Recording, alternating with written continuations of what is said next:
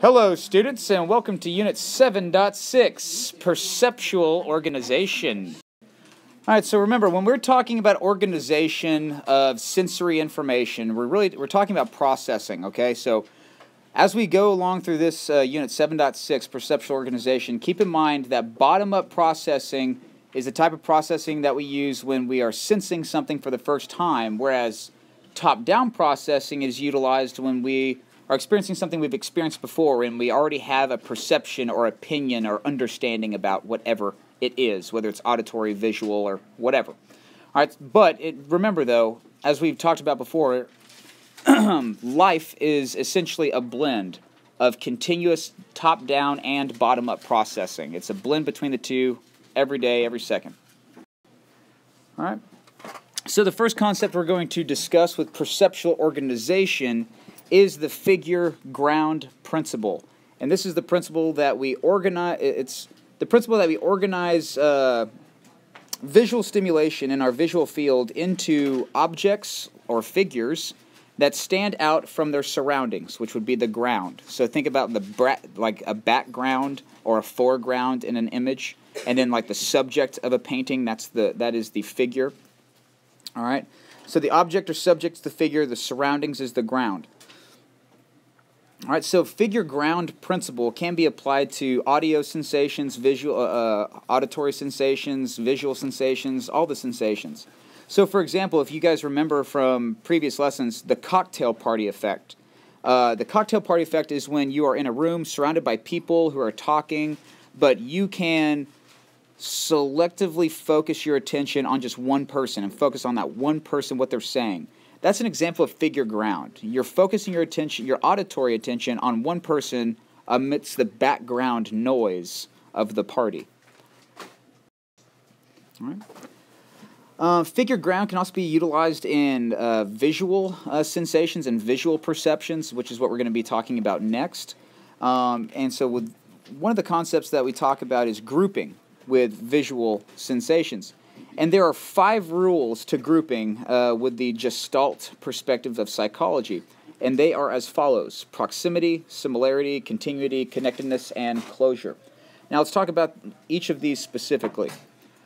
Proximity is, well, first let's preface to say this. All of these grouping principles are subconscious. Like we do them automatically without consciously thinking about it. Remember that our brain organizes information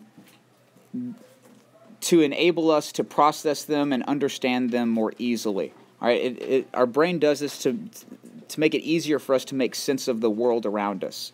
All right, so one of these concepts of grouping is called proximity, and this is how we group nearby figures together. And here's an example of proximity. When you look at this image, you might group these 8 squares in groups of 4 like this, or you might group them in vertical groups. But if you were to look at those squares, you will tend to group them somehow. Again, it helps us process them easier. And then another concept is called similarity, and this is grouping figures that are similar. And here we see an example of that. And then continuity is where we perceive smooth, continuous patterns when interpreting a series of points and lines. So, for example, in this image, you might see continuity as 2 straight lines intersecting. But what happens if they're actually really V's that are back-to-back instead of 2 straight lines that are intersecting like this, which we more commonly perceive them as? And then we have connectedness. This is when we perceive spots, lines, or areas as linked.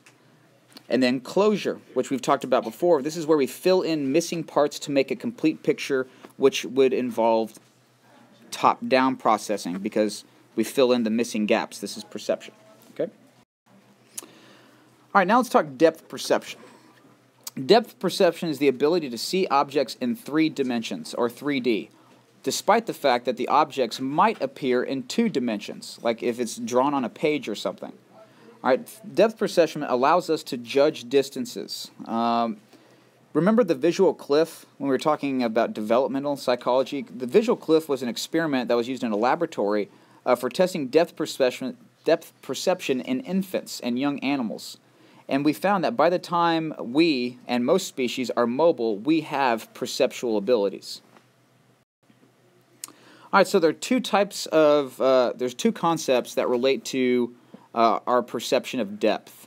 And we can use binocular cues, which would require the use of both eyes to perceive depth. And then we have monocular cues, which requires only one eye to perceive depth.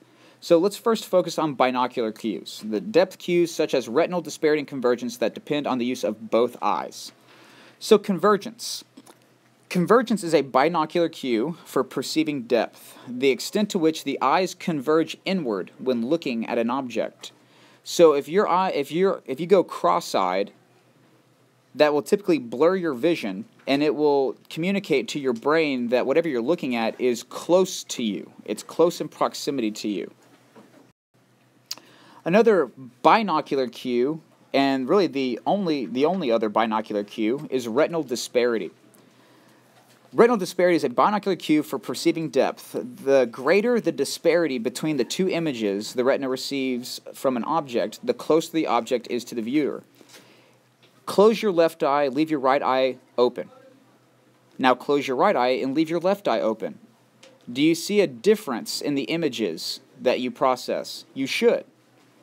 The different field of vision that your left eye produces compared to your right eye, that is retinal disparity. It's the vision that your right eye sees compared to the vision of your left eye. So if the distance between two objects appear closer, left and right eye, that means it is closer to you. Okay, so that's how retinal disparity enables us to process depth. So 3D movies use retinal disparity in a very interesting way. We have two cameras that film a few inches away from each other. One camera films in red, another camera films in blue. And so when you wear your 3D glasses, one eye is seeing one camera angle, the other eye is seeing another camera angle, and that retinal disparity is what creates the three-dimensional illusion while you're watching a 3D movie. All right, next we're going to talk about monocular cues. And these are distance cues that enable us to see depth perception that only require the use of one eye, as opposed to the binocular cues, which is the use of two eyes. So the first monocular cue is called interposition. And this is when one object is partially blocked by another. All right, so we perceive this triangle to be closer to us because the triangle is in front of the circle, which is in front of the square.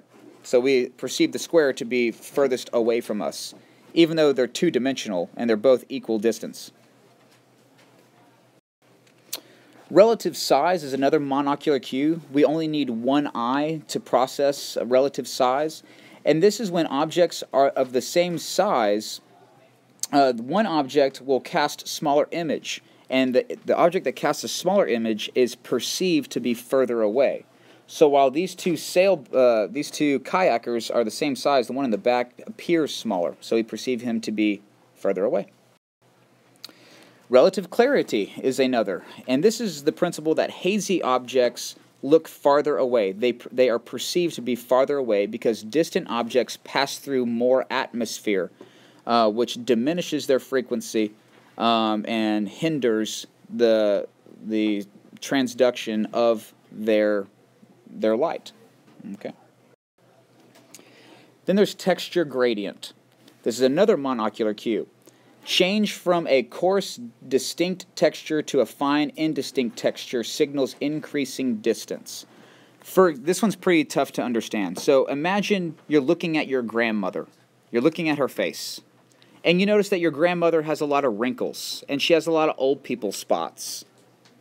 You can see that when you're standing close to her, but when you're standing really far away, you would probably just assume she's just another 40-year-old or just another adult woman because you can't see the fine details like the wrinkles and old people spots and that kind of stuff. So that's texture gradient. And then there's relative height. This is another monocular cue where objects that are vertical appear to be taller than they are horizontal. All right, and this is the basic principle that our brain perceives vertical stimulation to be larger than horizontal stimulation. An example of this is the St. Louis Arch. So when you're looking at the St. Louis Arch, you might perceive the arch to be taller than it is wide. However, if we were actually to sit down and measure it, its height and its width are actually equal. But our brain perceives vertical stimulus to be greater than horizontal stimulus. So that's why there's the perception that it's taller than wide, when in actuality they're equal. And that's called relative height. And then there's relative motion. This is the monocular cue that states objects that are stable may appear to move. Like, for example, if you're driving your car and you look outside and everything appears to be moving by you, when in actuality they are stationary. This can help you process depth as well. And then linear perspective. This is the principle that parallel lines appear to converge with distance. I don't know if you guys have ever drawn a street when you're in elementary school art class, but if there's a road that's going into the distance, you'll probably draw it like this, and then there's the median for the road. It's going to the distance. And this is a basic neurological principle that when two parallel lines converge, we perceive the convergence to be further away from us. And then light and shadow is another monocular cue. This is the principle that nearby objects reflect more light to our eyes, and dimmer ones seem further away. All right, so this side of the square might appear closer to us, or this side of the circle might appear close, sphere might appear close to us because of shadow and light. All right, the phi phenomenon, this is a really, really awesome concept. Do not let me forget to talk about it in class because I have a great video for this one.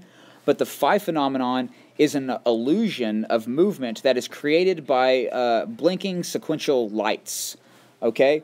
So think about like lights that blink at the new Omni Hotel in Dallas, or lights that blink for people's Christmas lawn ornaments and things like that. And it can give the perception of movement. All right? Do not let me forget to show you the phi phenomenon video in class. It's a lot of fun. Perceptual constancy. This is something we mentioned in class before. Perceptual constancy is an organizational principle that states that we perceive objects as unchanging, having consistent lightness, color, shape, and size. Even as illumination and retinal images change, we still perceive them to be the same or have the same properties. All right, so we can recognize people, we can recognize shapes and size in different illuminations or different lighting. We can still see them and know that their properties will remain consistent. So that's how we know that the helmet that is red in class during bright light will remain red if we dim the lights. And then perceptual constancy, one concept that's related to perceptual constancy is the Mueller-Lyer illusion. This is the illusion that we fall prey to, but it's not universal, however. All right, ask me about it in class, and we're going to talk about this one in more detail in class. All right, and that's it. Talk to you guys later.